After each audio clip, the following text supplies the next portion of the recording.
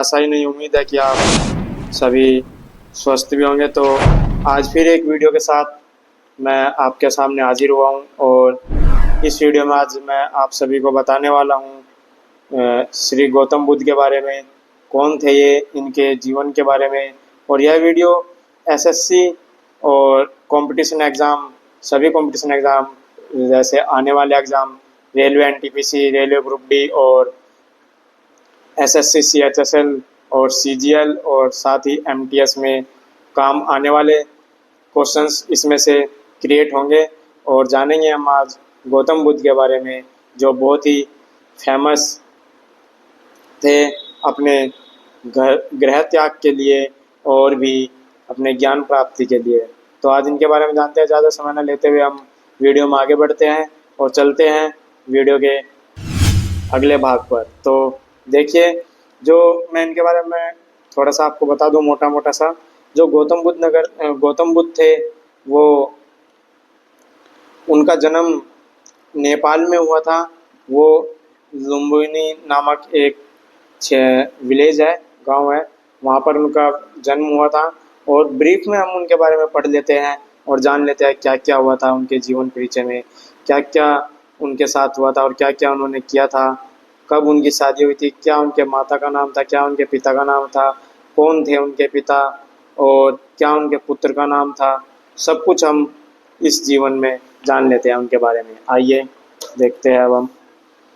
तो इनका नाम है गौतम बुद्ध। इनके कई और नाम भी है जो आगे मैं आप सभी को बताऊंगा। तो पहले हम यहीं से स्टार्ट करते हैं।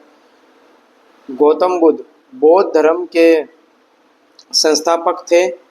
ये किस धर्म के संस्थापक थे? बौद्ध धर्म के। सबसे पहला क्वेश्चन यहीं से बन जाता है, गौतम बुद्ध किस धर्म के संस्थापक थे, या फिर बौद्ध धर्म के संस्थापक कौन थे गौतम बुद्ध। उनका बचपन का नाम सिद्धार्थ था। वैसे इनके कई सारे नाम थे, पर जो उनके बचपन का नाम था वो सिद्धार्थ था। ठीक है, आप साथ साथ में नोट्स भी बनाते रहिए सुन सुनकर, क्योंकि मैं इस वीडियो में लिखा हुआ नहीं दिखा रहा हूँ, सिर्फ बोलकर सब कुछ बता रहा हूँ। तो आप सभी को सुनकर ही नोट्स बनाने होंगे। तो उनके बचपन का नाम सिद्धार्थ था। उनका जन्म 567 ईसा पूर्व वैशाख पूर्णिमा के दिन हुआ था।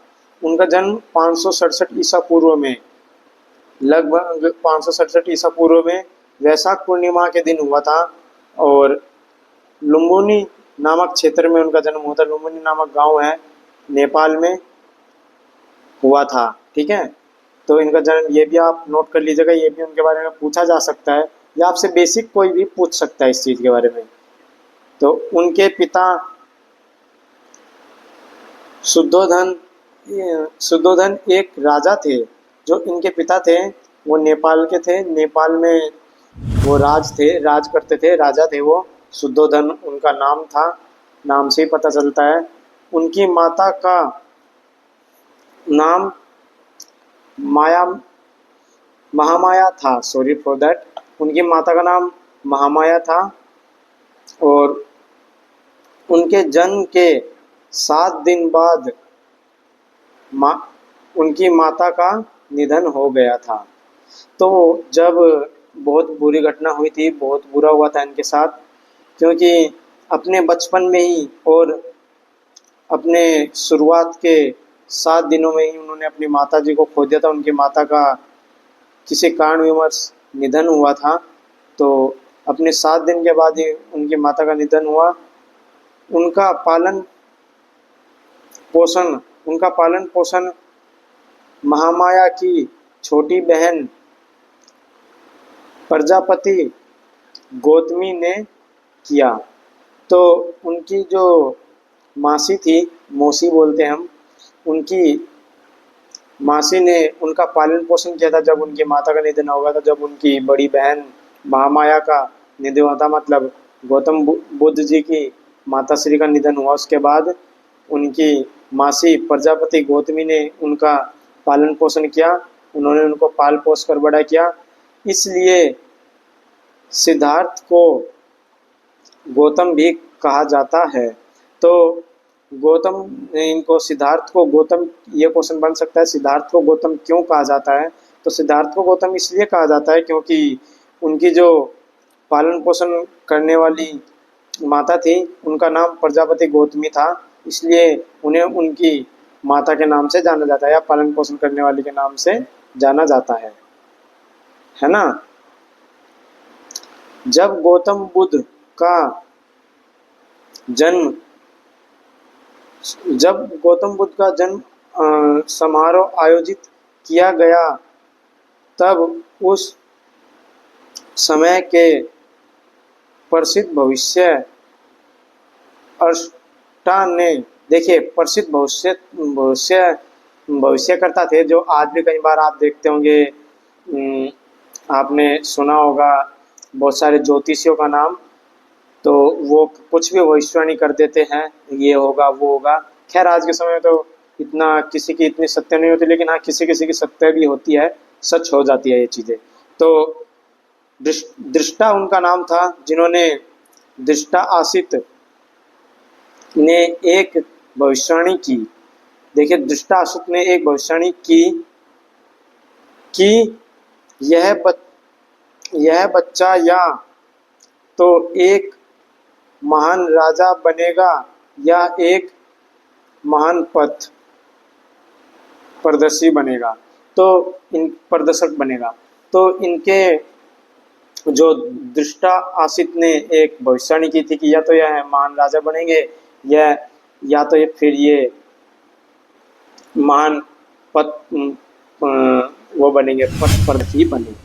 इसके बारे में आगे हम जान लेते हैं। आगे हम जानते हैं इनकी शिक्षा के बारे में।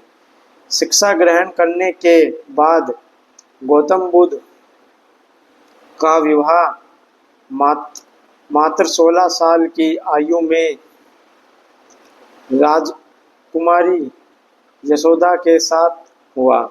तो इनका विवाह कब हुआ था? 16 वर्ष की आयु में। और किसके साथ हुआ? राजकुमारी यशोदा। वह भी एक लड़की थी, यह भी राजकुमार थे, वह भी लड़की थी जो राजकुमारी थी, यशोदा उसका नाम था। तो और कितनी वर्ष की आयु में था? 16 वर्ष की आयु में। पिता के द्वारा बनाए गए वैभवशाली महल में वे यशोदा के साथ रहने लगे, जहां उनके पुत्र राहुल का जन्म हुआ। तो पिता के द्वारा बनाया गया जो महल था, बहुत अच्छा महल बनाया था, क्योंकि राजा महाराजाओं का वैसे ही बहुत सुंदर, अति महत्वपूर्ण महल जो होता है, उसमें वो रहने लगे अपनी पत्नी के साथ, यशोदा के साथ, और वहीं पे उनके एक पुत्र का जन्म हुआ जिसका नाम राहुल था। परंतु ये सब सिद्धार्थ को सांसारिक मोहमाया में बांध नहीं सकते थे। एक बात सच थी कि इनके पिता ने या सब ने बहुत कोशिश की कि इनको घर पे रखा जाए या घर गृहस्थी संभाले, राजा बने, लेकिन ऐसा संभव नहीं हो पाया और वैसे नहीं रोक सकते थे। अब हम देखते हैं कि गृह त्याग के बारे में जानते हैं। तो इनका गृह त्याग, एक दिन नगर की ओर जाते हुए उन्होंने चार अलग अलग दृश्य देखे। मतलब 4 अलग अलग दृश्य उन्होंने देखे। नगर की ओर जा रहे थे वो, उस समय उन्होंने कुछ 4 दृश्य देखे। वो क्या क्या 4 दृश्य थे? और पहले दृश्य में उन्होंने एक वृद्ध पुरुष को देखा। सारथी चरना था, जो उनका सारथी था, चरना से उन्होंने पूछा, या फिर अपने सारथी से पूछने पर उन्हें बताया गया कि हर व्यक्ति वृद्ध होता है। तो उनके सारथी ने उनके वो जवाब देंगे। अब देखते हैं दूसरा दृश्य जो उन्होंने देखा था। दूसरे दृश्य में क्या देखा था उन्होंने? देखिए पहले दृश्य में देखा था वृद्ध को, दूसरे दृश्य में देखा एक रोगी को देखने पर उन्होंने चरना से पूछा कि क्या एक किसी का देहांत हुआ होगा, कोई किसी की मौत हुई होगी, तो उन्होंने एक शव यात्रा भी देखी। सारथी ने बताया कि प्रत्येक मनुष्य का मरना निश्चित है। तो उन्होंने अपने सारथी से कहा कि क्या चरना मैं भी मरूंगा? तो उनके सारथी ने कहा हाँ महाराज आप भी मरेंगे। है को देख इन दृश्यों को देखकर उन्हें लगा कि संसार में दुखों के अतिरिक्त कुछ नहीं है। तो अब उन्होंने तय किया, उन्हें लगा, ऐसा महसूस हुआ कि संसार में तो सिर्फ दुख ही है, दुख के अलावा कुछ और नहीं है। चौथे दृश्य में एक साधु को देखा। देखिए चौथे दृश्य में उन्होंने एक साधु को देखा जो मस्ती में गाता जा रहा था। सारथी ने उसको बार यह संसार को छोड़कर ज्ञान प्राप्ति में लगा हुआ है। तो अब देखते आगे क्या है। सारथी ने उनको बता तो दिया कि यह संसार को छोड़कर ज्ञान प्राप्ति में लगा हुआ है। उन्होंने 29 वर्ष की आयु में आधी रात के समय अपनी पत्नी व पुत्र सहित सभी सुखों को छोड़कर ज्ञान प्राप्ति के लिए घर त्याग दिया। तो घर त्याग दिया था उन्होंने मतलब 29 वर्ष की उम्र थी उनकी मात्र। उस समय उन्होंने अपना घर त्यागा और घर त्याग कर वह कहीं चले गए। कहाँ गए अब वो देखते हैं। वनों की ओर प्रस्थान किया। अब वो वनों की ओर चले गए और वनों में जाकर उन्होंने फिर ज्ञान प्राप्ति की। तो इनके जान लेते हैं नाम इनका एक बार और मैं आपको रिमाइंड करा दूं। इनका नाम बचपन का नाम सिद्धार्थ था, फिर इन्हें गौतम बुद्ध के नाम से जाना गया और इनका जन्म 567 ईसा पूर्व हुआ था। जो हुआ कहाँ पे था इनका? लुम्बिनी नेपाल में। ठीक है, पूर्व लुम्बिनी नेपाल, लुम्बिनी। ठीक है, ये ध्यान से उच्चारण आप लोग ध्यान से सुना करें तभी आप लिख पाएंगे। पिता का नाम आपको मैं एक बार और बता दूं, शुद्धोधन उनके पिता का नाम था। माता का नाम महामाया था और पालन पोषण कर्ता का उनका नाम था। उनकी मौसी थी जिनका नाम प्रजापति गौतमी था, है ना। ये सब उनके नाम थे जो जो उनके जीवन में रहे। उनके पुत्र का नाम राहुल था। सिद्धार्थ का विवाह राजकुमारी यशोदा के साथ हुआ था, ये तो आपको बता ही चुका हूँ। और पुत्र का नाम भी राहुल। ज्ञान की प्राप्ति, अब इन्होंने ज्ञान की प्राप्ति कैसे की, कब की, कहाँ की, कैसे क्या क्या हुआ, उस सब के बाद ग्रह पहुँचे। Sorry for that. घर छोड़ने के बाद सिद्धार्थ राजगृह पहुँचे। वहाँ पर आचार्य अलार कलाम तथा देखिए आचार्य अलार कलाम तथा उदर नामक 2 विद्वानों से ज्ञान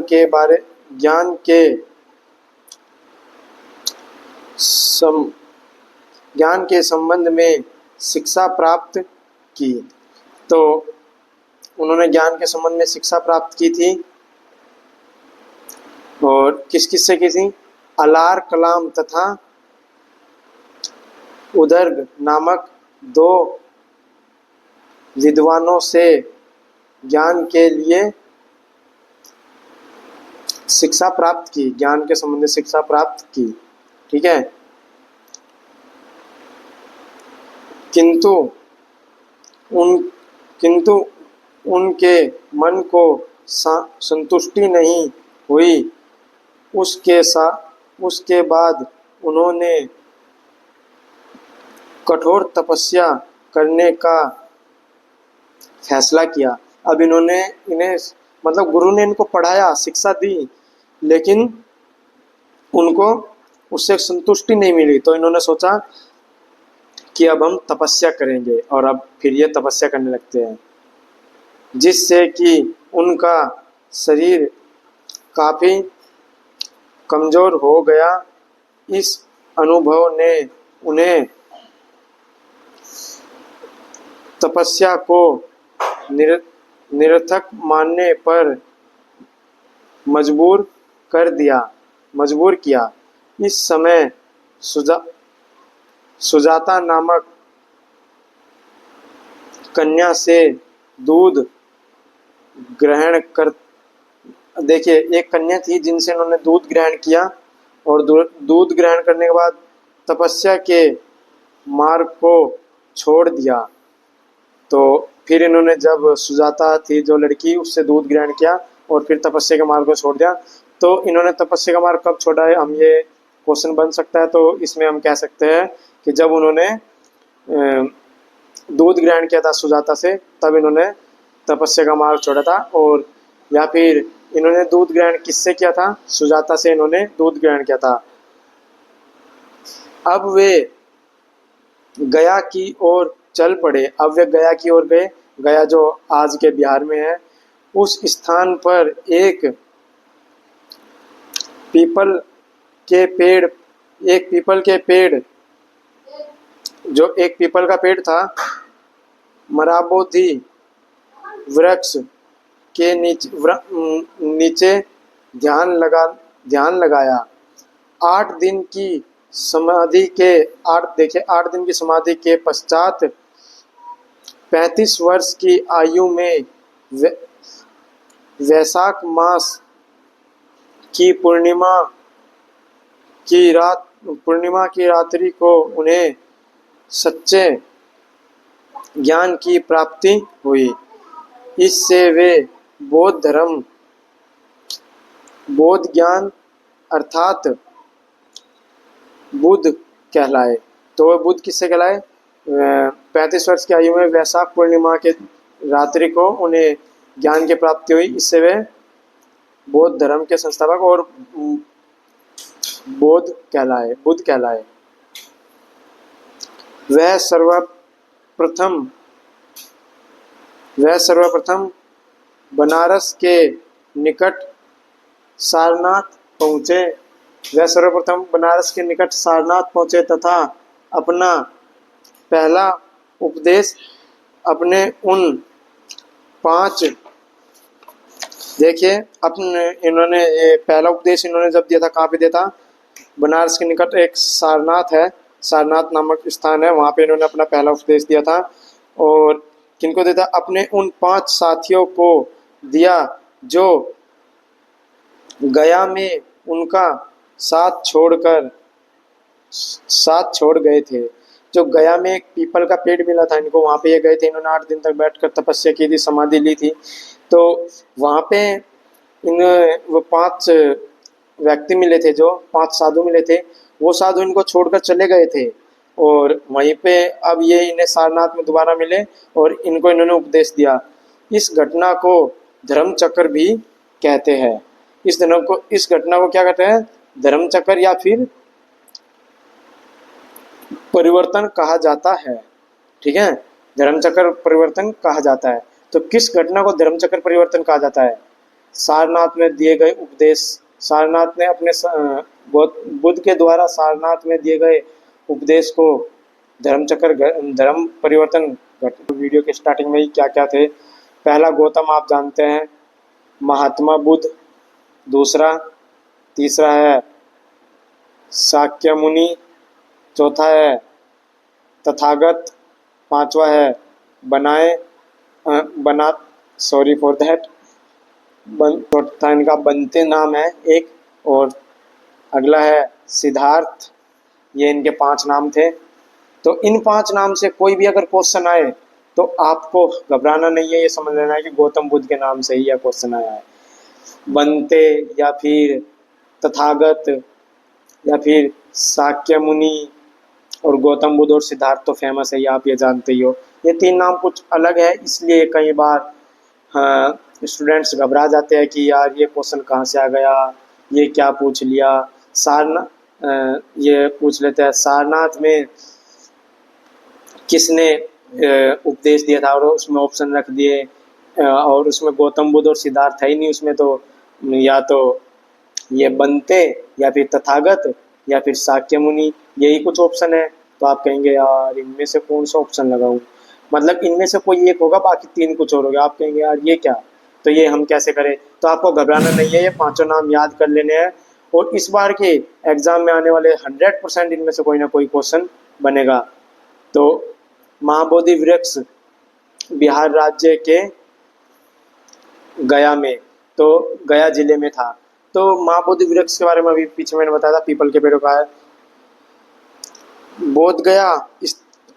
बोधगया स्थित महाबोध मंदिर, बोधगया स्थित महाबोध मंदिर में स्थित एक पीपल का वृक्ष है। इसी वृक्ष के नीचे भगवान बुद्ध को बोध ज्ञान की प्राप्ति हुई, मतलब बोध ज्ञान की प्राप्ति हुई थी। ठीक है, तो ज्ञान प्राप्ति इन्हें कहा हुआ था, बोध गया में, वहां पे एक पीपल का वृक्ष है उसके नीचे। ठीक है, महात्मा बुद्ध की शिक्षाएं। अब इनकी शिक्षाओं के बारे में जान लेते हैं, इन्होंने क्या क्या किया, कैसे शिक्षा प्राप्त की। 4 आर्य सत्य। ठीक है,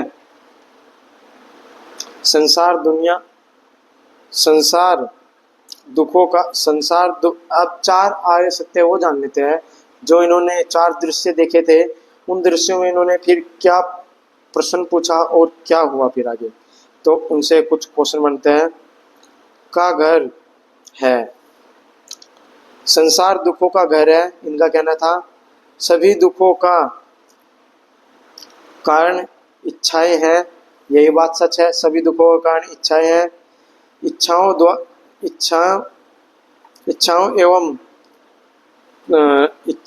एवं तृष्णाओं पर नियंत्रण करें, बिल्कुल नियंत्रण करना चाहिए। दुखों से बचा जा सकता है, तो इन पर नियंत्रण करके भी दुखों से बचा जा सकता है। संसार चाहते हैं, देखते हैं। संसारिक दुखों को दूर करने के अष्टमार्ग है, 8 मार्ग है संसार के दुखों को दूर करने के लिए। थोड़ा बुक्स में मिटा हुआ है, इस वजह से थोड़ी प्रॉब्लम है, सॉरी फॉर दैट दोस्तों। तो संसार के दुखों को दूर करने के लिए 8 मार्ग है, अष्टमार्ग है, इन्होंने बताया, जिन्हें अष्टमार्ग या मध्यम मार्ग के नाम से जाना जाता है, या मध्यम मार्ग कहा जाता है। वो 8 मार्ग कौन कौन से हैं उनके बारे में जान लेते हैं। वो 8 मार्ग जो इन्होंने बताया है, अमल करने की कोशिश करना।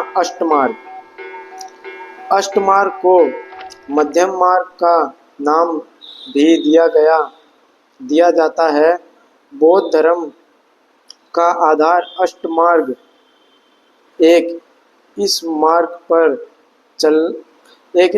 चलकर मनुष्य की सभी समस्याओं का समाधान हो सकता है।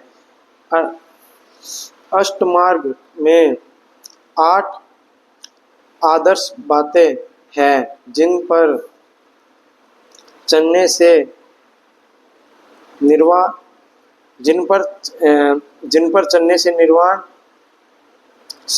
संज्ञा की प्राप्ति हो सकती है।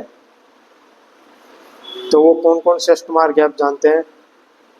समय कर्म, मनुष्य के कर्म शुद्ध होने चाहिए। समय कर्म मनुष्य, एक तो कर्म शुद्ध होने चाहिए, जो आप कर्म कर रहे हैं वो कर्म बिल्कुल शुद्ध होने चाहिए। समय विचार, सभी मनुष्यों के विचार सत्य होने चाहिए। उन्हें सांसारिक बुराइयों बुराइयों तथा व्यर्थ के रीति रिवाजों से दूर रहना चाहिए। नेक्स्ट, सम्यक जीविका। कोई भी प्रत्यक्ष या अप्रत्यक्ष रूप से हानिकारक व्यापार न करे। कोई भी प्रत्यक्ष या फिर अप्रत्यक्ष रूप से, कोई भी मतलब सही या गलत, मतलब कुछ भी ऐसा काम ना करे, ऐसा व्यापार ना करे। जैसे कि अगर मैं आपको एग्जांपल देकर समझाऊँ, रिश्वत ना ले, रिश्वत ना दे, और किसी को अगर रिश्वत लेते हुए देखा तो आप भ्रष्टाचार के खिलाफ, भ्रष्टाचार का आरोप लगाकर उस पर आप रिपोर्ट दर्ज भी करा सकते हैं। ये सब चीज़ हो सकती है। सम्यक प्रयास, अपने आप सुधरने की कोशिश करना। तो एक यह भी बहुत इम्पोर्टेंट है, अपने आप सुधरने की कोशिश करनी चाहिए। सम्यक स्मृति,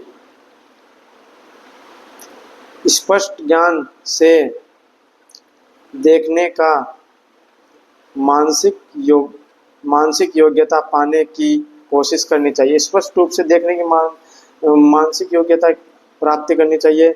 सम्यक ध्यान, मनुष्य को अपना ध्यान पवित्र तथा सादा जीवन व्यतीत करने में लगाना चाहिए। सम्यक विश्वास, मनुष्य को यह सच्चा विश्वास होना चाहिए कि इच्छाओं का त्याग करने से दुखों का अंत हो सकता है। तो मनुष्य को यह विश्वास होना चाहिए कि हम अगर अपनी इच्छाएं त्याग दें, अगर आज मान लीजिए हमें 1 करोड़ रुपया मिला, तो कुछ दिन बाद आपके मन में लालच बढ़ेगा कि मुझे 1 करोड़ और मिल जाए, 10 करोड़ और मिल जाए। फिर वहाँ से आप जाओगे मुझे 50 करोड़ मिले, फिर चाहोगे आप मुझे 100 करोड़ मिले। तो इस तरह से इंसान लालची हो जाता है, लालच आ जाता है। तो इस तरह के लालच और अपनी इच्छाओं का त्याग करना चाहिए। सम्यक समाधि, निर्वाण पाना, ठीक है, सम्यक समाधि, निर्वाण पाना। तो ये सभी थे, ये अष्ट मार्ग था इनका, जो 8 बातें थी, 8 कर्म इन्होंने बताए, ये करने चाहिए हमें। कर्म सिद्धांत में प्रत्येक व्यक्ति स्वयं अपने भाग्य का निर्माता होता है। जैसे वह कार्य करता है वैसा ही वह फल भोगता है। यह बिल्कुल सच बात है। बौद्ध जी जो कहते हैं कि अपने खुद ही निर्माता होता है व्यक्ति। तो अब हम आगे पढ़ते हैं। ज़्यादा वीडियो लंबी होने की वजह से मैं ज़्यादा कुछ बातें नहीं कर पा रहा हूँ, बस इम्पोर्टेंट चीज़ें और महत्वपूर्ण आपको समझा रहा हूँ।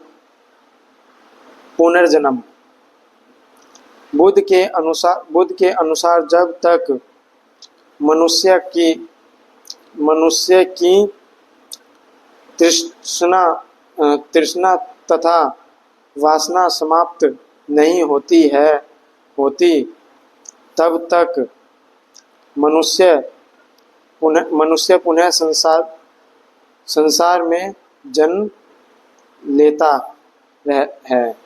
मनुष्य की जब तक, इनका कहना का तात्पर्य क्या है, बुद्ध के अनुसार कहा जाता है, जो ये कहते हैं, जब तक मनुष्य की तृष्णा तथा वासना समाप्त नहीं होती। तृष्णा तथा वासना क्या होती है? लालसा, इच्छा। वो जब तक समाप्त नहीं होती, कब तक समाप्त नहीं होती? तब तक मनुष्य पुनः संसार में जन्म लेता रहता है। जब तक इनकी लालसा और इच्छाएं समाप्त नहीं होगी, वह तब तक संसार में जन्म लेता रहेगा। अहिंसा। महात्मा बुद्ध का विचार था कि मनुष्य को सभी सभी जीवों अर्थात मनुष्य मनुष्य पशु पक्षी तथा जी जीव जंतु से प्रेम तथा सहानुभूति सहानुभूति होने चाहिए। तो मनुष्य को जो पशु पक्षी है, जीव जंतु हैं, उनसे सहानुभूति होनी चाहिए। यज्ञ व बलि प्रथा, यज्ञ व बलि प्रथा में अविश्वास है इनका। यह मतलब हमेशा यज्ञ और बलि प्रथा में अविश्वास रखते हैं। कहते हैं यज्ञ करने से कुछ नहीं होता, आज के समय में जो बलि देता है, बलि देने से कुछ नहीं होता। यह इनका, इसमें यह मैं नहीं कह रहा हूँ, यह इनका कहना है। गौतम बुद्ध जी का कहना है, सिद्धार्थ जी का कहना है कि इसमें कुछ नहीं होता बलि देने से। तो जानते हैं महात्मा बुद्ध ने यज्ञ एवं बलि प्रथा को अंधविश्वास और ढोंग बताया था। तो उन्होंने, मैंने जो बताया कि यही है, इसका मतलब ढोंग बताया था या अंधविश्वास बताया था। उनका कथन था कि यज्ञों के साथ किसी व्यक्ति के कर्मों को नहीं बदला जा सकता। तो इन्होंने क्वेश्चन, जिससे यहाँ से क्वेश्चन बन सकता है कि गौतम बुद्ध जी थे, बुद्ध, इनको बुद्ध भी कहा जाता है। तो बुद्ध जी का यज्ञ और बलि प्रथा में क्या था, विश्वास, अविश्वास या दोनों में से कुछ नहीं। इस तरह से ऑप्शन आ सकता है। तो आपको कहना है अविश्वास, हमेशा यह ध्यान रखना है। वेदों व संस्कृति में अविश्वास, देखिए इनका वेदों और संस्कृति में भी अविश्वास था। जो आज की इंडिया की कल्चर है, जो हम वेद पढ़ते हैं, सामवेद, यजुर्वेद, अथर्ववेद, इनके बारे में हम जो पढ़ते हैं, इनमें भी इनका अविश्वास है। देखते हैं क्या कहते हैं। बुद्ध का मानना था कि धर्म गृहस्थों को केवल संस्कृति भाषा में पढ़ने से ही फल की प्राप्ति नहीं होती। उन्हें अपना प्रचार लोक भाषा पाली में किया। तो ये क्या कहते हैं कि जो ये सच बात है, क्या हमें ज्ञान की प्राप्ति तभी हो सकती है कि हम किसी वेद को संस्कृत में पढ़ें, या हम गीता को संस्कृत में पढ़ें। ऐसा संभव तो नहीं है ना। तो ये बात सच है कि अगर हम हिंदी में ही पढ़े तभी हमें, आज के बहुत सारे लोग ऐसे हैं जिनको संस्कृत नहीं आती। मैं मानता हूँ संस्कृत भारत की सबसे प्राचीनतम भाषा है, लेकिन जो लोगों को आज के समय में ज्ञान हुआ है संस्कृत में नहीं, हिंदी की बातों से हुआ है। क्योंकि गीता भी हिंदी में देखते हैं, रामायण भी हिंदी में देखते हैं, रामायण हिंदी में पढ़ते हैं, महाभारत को भी हिंदी में पढ़ते हैं, हिंदी में ही सुनते हैं। तो जरूरी नहीं कि संस्कृत पढ़कर ही हमें ज्ञान प्राप्त होगा। जाति प्रथा में अविश्वास, जाति प्रथा में भी अविश्वास रखते थे। बुद्ध का मानना था कि अपने कर्मों के अनुसार मनुष्य छोटा या बड़ा हो सकता है, ना कि जन्म से। यह बात भी सही है। उपरोक्त वर्णनों के आधार पर तो उनकी यह बात भी बिल्कुल सही है कि व्यक्ति कर्म से ही जातिगत हो सकता है, ना कि जन्म से। तो आगे इन्होंने इनका माइंड मैप जानते हैं, माइंड मैप के बारे में पढ़ते हैं। महात्मा बुद्ध की शिक्षाएं 4 आर्य सत्य, अष्टमार्ग,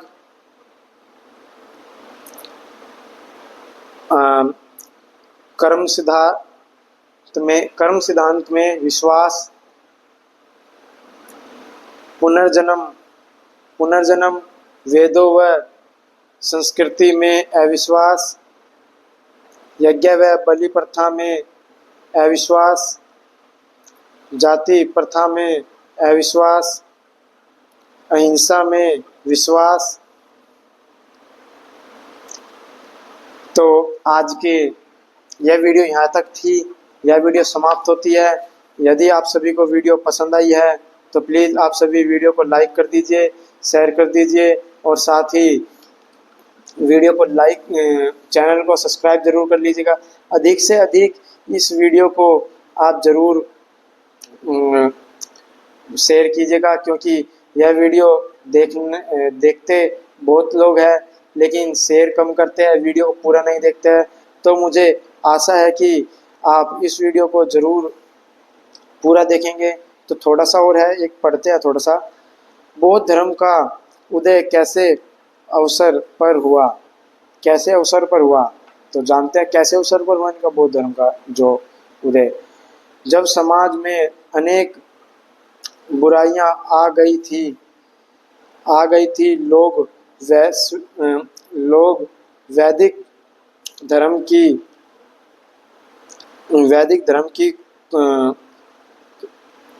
कठोरता से ऊब चुके थे और किसी सरल धर्म की खोज में थे। इसी उचित अवसर पर महात्मा बुद्ध ने अपनी सरल शिक्षाओं के द्वारा भारतीय समाज को राजा प्रदान की राहत प्रदान की sorry for that. Mahatma Buddha की सरल शिक्षा से महात्मा बुद्ध की जो सरल शिक्षा थी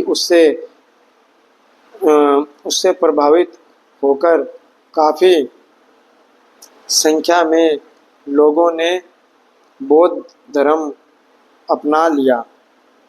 तो लोगों ने बौद्ध धर्म इनकी जो शिक्षा थी उससे प्रभावित होकर अपनाया और सरल शिक्षा थी इनकी। तो यह वीडियो आज के लिए आप सभी के साथ यहीं पे। तो मैं आपसे कुछ क्वेश्चन पूछे जाता हूँ। इनके माता का क्या नाम था? इनके पुत्र का क्या नाम था? इनके पिता कौन थे? इनका जन्म कब हुआ था? और इनका जन्म किस क्षेत्र में हुआ था जो मैंने वीडियो में बताया है? कितने मार्ग इन्होंने कर्म मार्ग बताए हैं? और इन्होंने कितने दृश्य देखे थे जिससे ये प्रभावित होकर संसार का त्याग कर देता, ग्रह